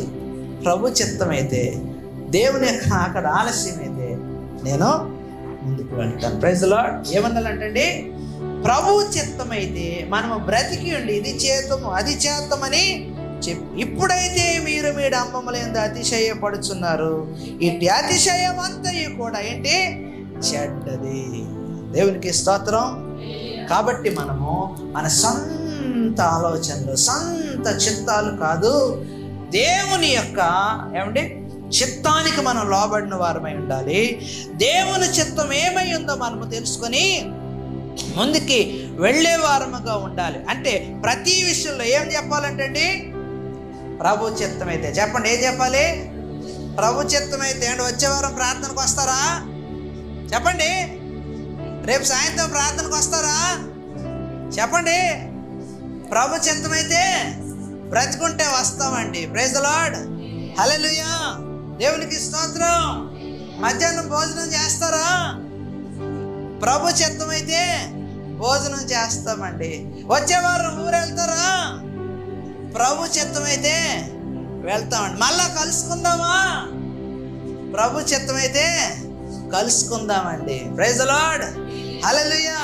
ప్రతి విషయంలో కూడా మనము దేవుని చిత్తాన్ని ఎరిగిన వారమై, దేవుని చిత్తానికి లోబడిన వారమై అలా ఉండగలిగితే మనం ఏం చేసుకోవడానికి ప్రయత్నం చెయ్యము అంటే, ఇది 5వ వచనం చూడండి. షోమ్రోను చదవండి. షోమ్రోను ఆయన నీ దూడను విసర్జించెను, నా కోపము వారి మీద రగులుకొనెను, ఎంతకాలము వారి పవిత్రతను అందజాలకుందురు. దేవునికి స్తోత్రం, హల్లెలూయా. ఏ దూడ అంటే షోమ్రోను దూడంట. ఈ షోమ్రోను దూడ ఎక్కడ ప్రారంభమైంది? ఆ దూడ వేరు, ఈ దూడ వేరు. ఇది ఏ దూడది? షోమ్రోను దూడ. మరి అది ఏ దూడది? సీనాయి దూడ. ఇశ్రాయేలు అరణ్యంలో ఏ దూడను చేసుకుని ఎక్కడ చేసుకున్నారు వాళ్ళు? సీనాయి అరణ్యంలో. కాబట్టి అది సీనాయి, ఆ దూడ వేరు. అంటే దూడ కల్చర్ ఎక్కడ ప్రారంభమైందండి? అరణ్యంలో ప్రారంభమైంది. దేవునికి స్తోత్రం. ఎందుకు ప్రారంభమైంది? ఇగో మమ్మల్ని నడిపించే దేవుడు లేడు. ఎందుకు లేడు? మోషే లేడు. మోషే లేడు కాబట్టి దేవుడు లేడు. నాయకుడు లేడు కాబట్టి దేవుడు లేడు. ఇక నుండి మమ్మల్ని ఇదిగో అప్పటి నుంచి ఇప్పటి వరకు నడిపించింది ఈ దూడే. ఇక నడిపించేది ఈ దూడే. Praise the lord. వాళ్ళు ఏం చేశారంటే దేవునికే వ్యతిరేకంగా వాళ్ళు అంటే సొంత విగ్రహాన్ని వాళ్ళు చేయించుకున్నారంటండి. మనం ఎక్కడ చూస్తామంటే దూడ ప్రస్తావన నిర్గమకాండం 32వ వచనంలో మనం 32వ అధ్యాయంలో మనం చూస్తాం. అలాగే ఈ యొక్క ప్రస్థానం ఇంకెక్కడ ప్రారంభమైంది అంటే మొదటి రాజుల గ్రంథం 12వ అధ్యాయం 28-30 వచనాల్లో యెరోబాము కాలంలో ఈ యొక్క బంగారు దూడ ఏర్పాటు అనేది ప్రారంభమైంది. ఏంటి ఈ యొక్క దూడ అంటే? ఒక మతం. మీకు అర్థమైందా? దూడ అంటే దాని అర్థం ఏంటి? విగ్రహం అనే కాదండి. విగ్రహం అనేది జస్ట్ ఒక లోగో, సింబల్.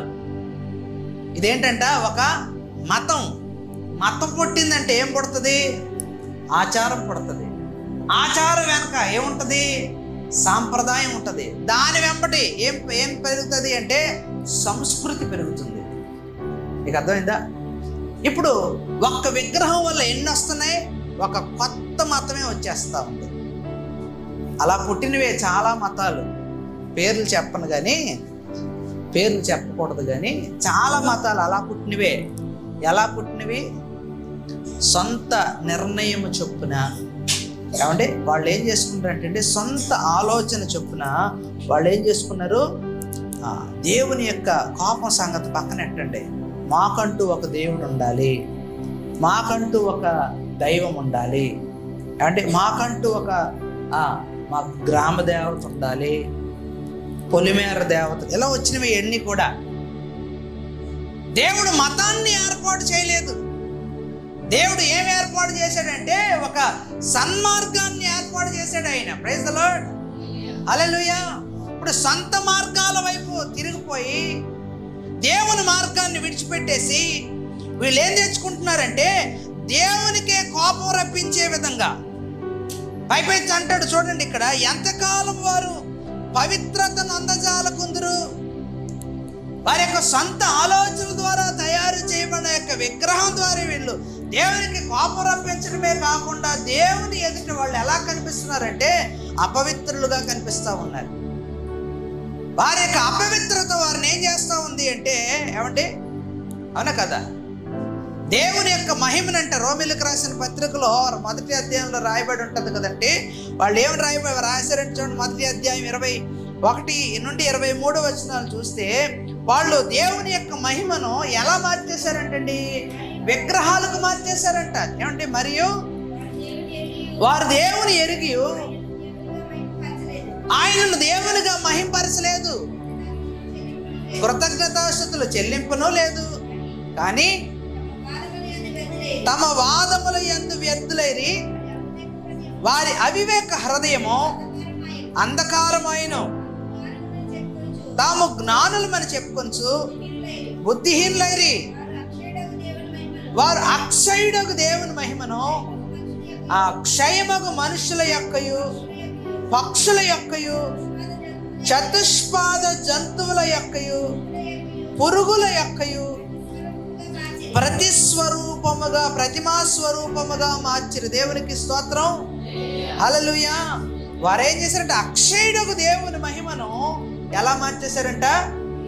క్షయమగు మనుష్యుల యొక్కయు పక్షుల యొక్కయు చతుష్పాద జంతువుల యొక్కయు పురుగుల యొక్కయు ప్రతిమా స్వరూపాలుగా మార్చేశారంట. అవునా? వారు దేవునికి కోపం రప్పించారంటండి. అపవిత్రులుగా ఉన్నారంట. వాళ్ళని దేవుడు ఏం చేస్తానంటున్నాడు చూడండి, షోమ్రోను చేసుకున్న ఈ దూడ చిన్న భిన్నములగును. ఆయన ఏం చేస్తానంటున్నాడు ఆఖరికి, దేవుని నా మహిమను ఎలా మార్చేశారు, నేనేం చేస్తాను? మీరు ఏదైతే విగ్రహాన్ని చేసుకున్నారో దాన్ని నేను, విగ్రహాన్ని అంటే ఇక్కడ మళ్ళా దేన్నంట? వాళ్ళు ఏర్పాటు చేసుకున్న మతాన్ని, వారు ఏర్పాటు చేసుకున్న సాంప్రదాయాన్ని, వారు ఏర్పాటు చేసుకున్న కల్చర్ని నేనేం చేస్తానంటే చిన్నాభిన్నం చేస్తాను. గమనించండి, ప్రపంచం అంతా ఈరోజు అదే అవుతుంది. ఈరోజు ప్రపంచం అంతా అదే జరుగుతూ ఉంది. మన దేశంలో కూడా అదే జరుగుతూ ఉంది. రీసెంట్గా అయోధ్యలో రామ మందిరాన్ని నిర్మించారు కదా, అక్కడ వాళ్ళే అంటున్నారు, మాకు రామ మందిరం కాదు మాకు కావాల్సింది, మా పిల్లలకు చదువులు కావాలి. మాకు రామ మందిరం కాదు మాకు కావాల్సింది, మాకు చేసుకోవడానికి మంచి ఉద్యోగం కావాలి. మాకు రామ మందిరం కాదు మాకు కావాల్సింది, ఇదిగో 24 గంటలు మాకు కరెంట్ కావాలి. మాకు రామ మందిరం కాదు మాకు కావాల్సింది, మాకు త్రాగడానికి మంచినీళ్లు కావాలి. మాకు రామ మందిరం కాదు మాకు కావాల్సింది, వ్యవసాయం చేసుకోవడానికి నీళ్లు కావాలి. మాకు రామ మందిరం కాదు మాకు కావాల్సింది, మా కుటుంబాలు అభివృద్ధి అయ్యే మార్గాలు మాకు కావాలని వాళ్ళే చెప్తా ఉన్నారండి. మమ్మల్ని ఏం చేశారు? మాకు ఇక్కడ మందిరం కట్టారు, ఏం చేశారు? మమ్మల్ని జెండాలు అమ్ముకునే పనులు చేసుకోమంటున్నారు, కొబ్బరికాయలు అమ్ముకోమంటున్నారు, పువ్వులు అమ్ముకోమంటున్నారు. ఎంతకాలం అని మేము అమ్ముకోగలుగుతాం? మీకు అర్థమైందా? ఎంతకాలం మేము ఈ విధమైన జీవితాన్ని జీవిస్తాం? మాకు కూడా పైకి ఎదగాలని మాకు ఉండదా? దేవుడు వారి యొక్క అభిమతాలన్నింటినీ కూడా, వాళ్ళ యొక్క వ్యవస్థలన్నింటినీ కూడా దేవుడే చిన్నాభిన్నం చేస్తున్నాడు. దేవుడే ప్రశ్నించే వారిని వారిలో నుంచే లేపుతున్నాడండి. క్రైస్తవులకు వ్యతిరేకులను పక్కన పెట్టండి. క్రైస్తవులు హింసించేవారిని, క్రైస్తవులు నిందించేవారిని, క్రైస్తవులను అవమానించేవారిని, క్రైస్తవుల పట్ల అమానుషంగా ప్రవర్తించేవారు అందరినీ కూడా వాళ్లే తరిమి పడతా ఉన్నారు. ఆ సంస్థలు ఉగ్రవాది సంస్థలు, వాళ్ళు ఉగ్రవాదుల కంట దారుణం అని చెప్పి వాళ్ళే లెగుస్తూ ఉన్నారు. దేవుడు ఏం చేస్తాడు? వారి కంటితో, వారి వేళ్ళతో వారి కంటిని పొడుచుకునేలాగా చేస్తూ ఉన్నాడు. ఎవడో అన్నాడు 2021లో భారతదేశంలో క్రిస్టియానిటీ అనేది లేకుండా చేస్తారని. ఆడే లేకుండా పోయాడు. ఇంకొకడు ఎవడో అన్నాడు క్రైస్తవులు ఆంధ్ర తెలంగాణ రాష్ట్రాల్లో లేకుండా చేస్తారని. ఆడే కనిపించట్లేదు. ఇప్పుడు ఎవరో ఏదో చేస్తామంటారు కానీ ఏది చేయలేకుండా దేవుడే చేసేస్తాడు. ప్రతి ఒక్క ప్రయత్నం కూడా దేవుడు ఏం చేస్తాడు? నిర్వీర్యం చేస్తాడు. కాబట్టి దేవుని ప్రియబిడ్డలారా, దేవుని యొక్క కోపం మన మీద పడకుండా ఉండాలి. దేవుడు ఆ యొక్క విగ్రహాల వలె అవిశ్వాసుల్ని, సన్మార్గాన్ని విడిచిన వారిని చిన్నాభిన్నములు చేసినట్లుగా, అంటే మనం చిన్నాభిన్నములు అవ్వకుండా ఉండాలి అంటే మనం ఏం కలిగి ఉండాలంటే, ఇదిగో దేవుడు హెచ్చరిస్తూ ఉన్నాడు, దేవుడు ఊర ఊదుతున్నాడు, దేవుడు బాగా ఊదిస్తూ ఉన్నాడు, జాగ్రత్తగా ఉండమని. దేవుడు హెచ్చరిస్తూ ఉన్నాడు, జాగ్రత్తగా ఉండమని. శత్రువు యెహోవా మందిరం మీద ఉంది, జాగ్రత్తగా ఉండండి. ఎందుకు జాగ్రత్తగా ఉండాలి అంటే, దేవుని సన్నిధిలో ప్రార్థన, ఆత్మీయత అనే ముసుగు అపవాది కలిగిస్తూ ఉన్నాడు. బాగానే ఉన్నామని, కానీ నిజానికి సన్మార్గాన్ని విడిచిపెట్టేసి, ఆత్మీయతలో ఉండే సాధారణమైన ఎథిక్స్ అన్ని విడిచిపెట్టేసి ప్రార్థన మట్టుకు చేసుకుంటూ కూర్చుంటే, ఒంటరిగా నిలబడుతూ కూర్చుంటే మనము దేవుని యొక్క కృపను పొందలేము, సాధించలేము. ఎలా తయారవుతాము అంటే ఒక విగ్రహముగా.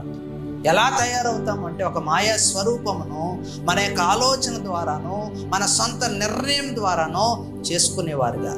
తత్ఫలితంగా దేవుని దృష్టికి మనం ఎలా కనిపిస్తామంట? అపవిత్రులుగా కనిపిస్తాం. తత్ఫలితంగా దేవుని దృష్టికి కోపం రప్పించే వాళ్ళుగా కనిపిస్తాం. కాబట్టి మన సొంత నిర్ణయాలు కాదు, బ్రతుకుంటే ప్రభు చిత్తమైతే ఇది చేస్తామనే వారుగా మనం ఉండాలి. ప్రభు చిత్తమైతే అని దేవుని మీద ఆనుకుని ఆధారపడే వారుగా మనము ఉండాలి. దేవుని కోపం రప్పించే ఆ యొక్క విగ్రహ సంబంధమైన మనలో ఉండకూడదు. కోపం అనేది ఒక విగ్రహం, అసూయ అనేది ఒక విగ్రహం, ఏమంటే కలహం, కక్ష అనేవి ఒక విగ్రహం. ఇలాంటి విగ్రహాలన్నింటినీ కూడా మనము తీసేసుకోవాలి. ఎందుకంటే అవన్నీ కూడా మనం దేవుని ఎదుట ఎలా నిలబడతాయంటే అపవిత్రులుగా నిలబడతాయి. కాబట్టి పక్షిరాజు మన మీద ఉందనే సత్యాన్ని మనం గ్రహించి దేవుడు కలిగించే, దేవుని యొక్క ఆత్మ కలిగించే బంధమును సహోదరులుగా మనము కలిగండి. ఒకరినొకరు కాపాడుకుందాం, ఒకరినొకరు భద్రపరుచుకుందాం, ఒకరి కొరకు ఒకరు మనం ఏమంటే ఒకరి అభివృద్ధి కొరకు ఒకరి యొక్క ఆత్మీయ క్షేమము కొరకు మరొకరు ప్రార్థన చేసుకుంటూ సహోదరులుగా, సంఘముగా, సహవాసంగా దేవుని చిత్తాన్ని నెరవేరుద్దాం. దేవుడి కొద్ది మాటలు ప్రభుని కూడా దీవించి ఆశీర్వదించును గాక. ఆమె ప్రార్థన చేసుకుందాం. మహాపరిశుద్ర మహాగణుడ జీవాధిపతి జీవము గల మా యేసయ్య, మీ పరిశుద్ధ నామమునకు లెక్కలేని వందనాలు. ఎత్తబడిన ప్రతి మాట మందర హృదయాల్లో ఫలింపు చేయండి. ఇదిగో ప్రభునైనా శత్రువు యొక్క అయానైన ప్రభు ఆలోచన, శత్రువు యొక్క మోసం, శత్రువు యొక్క కలిగించే భ్రమను అయా తండ్రి మేము ధైర్యముగా ఎదుర్కొనగలిగే అయా తండ్రి ఆత్మీయ సహవాసం మాకు దయచేయండి. నాయన ప్రభు పక్షిరాజు యొక్క అయా జాడ నుండి, పక్షిరాజు యొక్క అయా తండ్రి ప్రభు ప్రమాదం నుండి మమ్మల్ని తప్పించండి. అయా నీ దృష్టికి అయా అపవిత్రులుగా నిలబెట్టే, మీకు కోపాన్ని రప్పించే ప్రతి విధమైన వ్యర్థత నుండి మమ్మల్ని విడిపించండి ప్రభు. అయా తండ్రి ప్రభు అనుకూలమైన నిర్ణయాలు, అనుకూలమైన తలంపులు కలిగి ఉండేవారుగా కాకుండా అయా నీ చిత్తములో నాయన ఎరిగేవారుగా, నీ చిత్తాన్ని ఎరిగి ఉన్నవారుగా, నీ చిత్త ప్రకారంగా నడుచుకునేవారుగా నన్ను మమ్మల్ని నిలబెట్టండి. ప్రతి ఒక్కరిని ప్రభునైనా ఈ యొక్క సన్నిధిలో అయానైన ప్రభు నిలబెట్టి అయా తండ్రి మీరే పవిత్రపరిచి, కడిగి, పరిశుద్ధపరిచి నీ కుమారులుగా, నీ కుమార్తెలుగా చేర్చుకోమని వర్తమానం ప్రతి ఒక్కరి హృదయాల్లో కానీ జరిగించింది. యేసు నామములో అడిగి పెట్టుకొచ్చిన పరం తండ్రి.